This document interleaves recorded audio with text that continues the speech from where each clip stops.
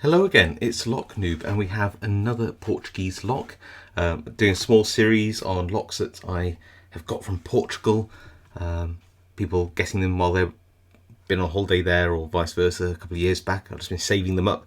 And this kind of lock is super common all across Portugal, where there are commercial doors, glass doors, and these are normally just put into the bottom of the door as a secondary locking mechanism to the main locking mechanism. They're not supposed to be like super high security, but they are found everywhere.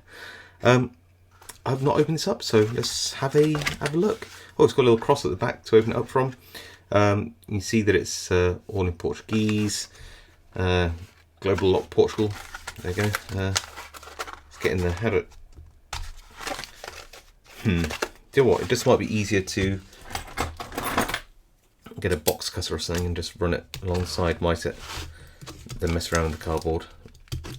Looks like it's somehow like vac packed on there.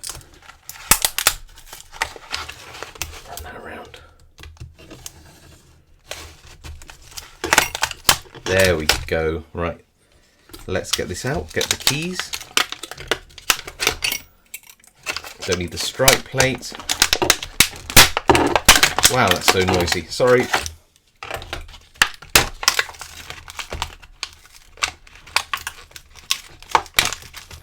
They do not want to come out. Ah, there we go. Right, let's get rid of that. I don't know why they were protecting them, but there you go. Got some cross keys there. Oh, and another little strike platey thing stuck there. Maybe there's different sizes, or I don't know really. And these are the two little bolts or pins. You have to line the thick bit of the key, which the notch is there, so imagine that's the thick bit. So yeah, that works. And then turn it and we have an open. Bitting on this looks like it's got 1, 2, 3, 7, nothing. So it's only 3-sided. 8, 9, 10, 11, about 11 pins maybe. Yep, there's no pins down here, so I would use that part of the lock to tension from. I'll stick this in a vise and see how we go. Okay, we're in the vise, and let's try that key again. What's interesting is you turn it clockwise and it retracts. You'd think that you'd have to turn it anti-clockwise, but no, it's a clockwise turn to retract the bolts. Yeah, okay, so I'm going to pick it using a beaten gem to begin with. And I'm just going to go off this warding. Could tension at the top, but then I want to lever off something, so I'm going to lever off my tension tool to see when I pick the pins on any given side. And looking down here, there aren't anywhere near 11 pins. It looks like it can be, the keys are sort of like have a palindromic bitting that's allow the lock to be accessed from either side without need for any complications. Let's see where we are now. Let's click on that side. So that's pin, I think there's only like 2 pins on either side. So that's definitely pin 2 on the left.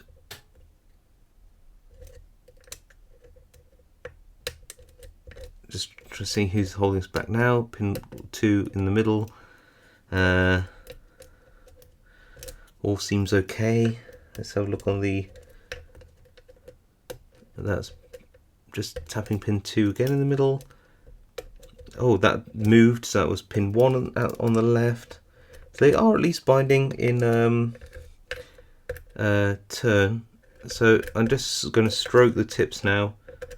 Just see who is left over. Oh, that was pin 1 on the right, and we are open to a position. So you can see that will retract around and then it'll stop.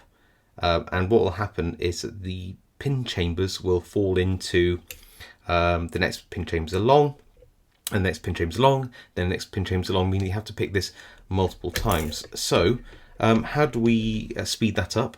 Well, we could pick it multiple times, or we could see whether one of these cross lock picks might just be able to do the job for us. So I'm looking at this quite a big keyway, so I've gone for this 6mm one. And the aim with this is you have to sort of try to get these little tips completely aligned on the inside with those little tension tips there.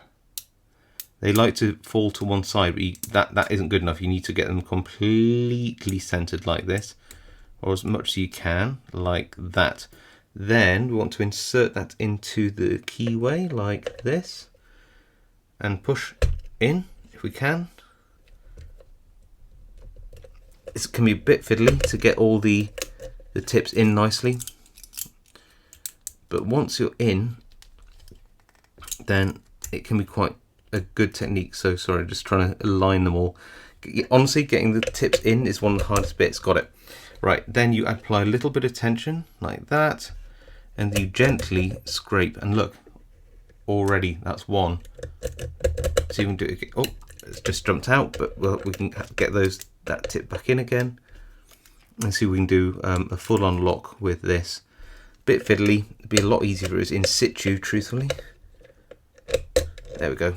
And tension on again, and look, already I thought we'd just opened it just then.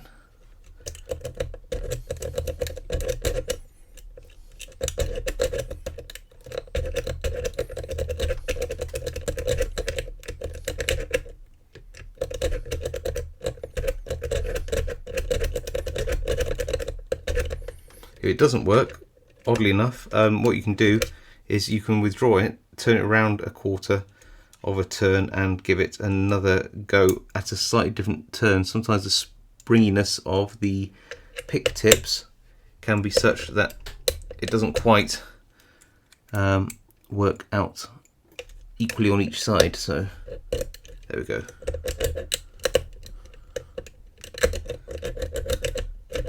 And that's another one, and we're fully retracted now. So there we go, it does work.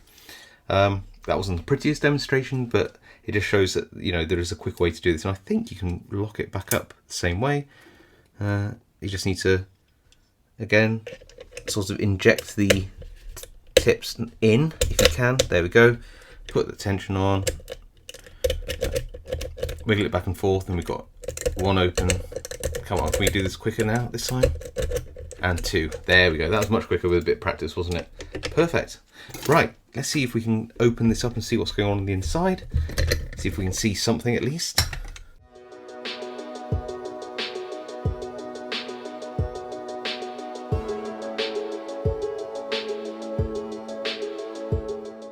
I was expecting that to slide out. Oh, yes, it did. And now a spring has just flown out here. I don't know how important that was. And there is the lock itself. There's that bit. Okay, I'll look for that big spring a little bit later. And can we undo this bit? Maybe not, but can we slide these? You know, we might be able to slide these little covers off, which would be kind of cute. Can we? Really don't want to like stab my fingers with this. That's a maybe. I imagine it's just standard pins anyway. So, yeah, it's been crimped in. Well, I think there's no point in gutting this really. You can see how there are, let's get the light in there,